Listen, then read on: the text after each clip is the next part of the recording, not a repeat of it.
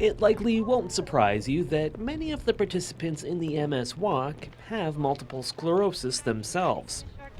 It's true for Darcie Mattick as well, although those two facts didn't occur for her in the typical order.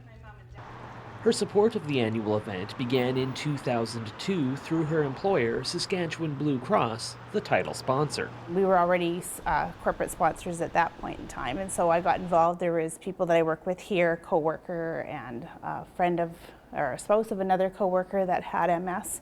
So I got involved with it at that point, and then of course it became personal after that. That's because Darcie developed vision problems in 2007.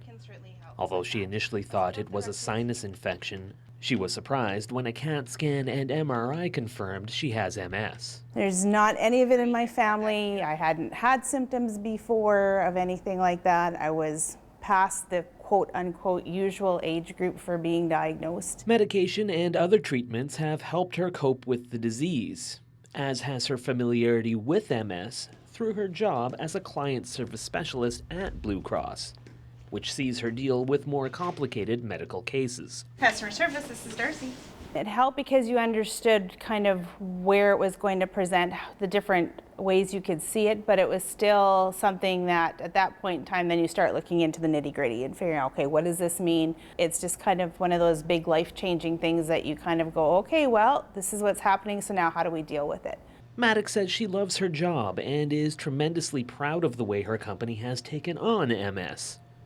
Not just through sponsoring the walk, but also their handling of her personal journey with the disease. They've been absolutely wonderful. So this is kind of my opportunity to give back to them as well as to give back to the MS Society for everything that they've done. And hopefully the money we raise will get researched so that none of us have to deal with it anymore. But until that day, Mattick will continue to take part in the annual walk, this year being held April 30th. And she will carry with her the spirit of others she knows who have MS, including those she has met through a weight training program. A lot of them have to have mobility aids or like walkers or wheelchairs, special transportation, and those are the people I think I walk for as much as I walk for myself. As long as I can walk, I'm going to walk. In Saskatoon, I'm Simon Hyatt reporting.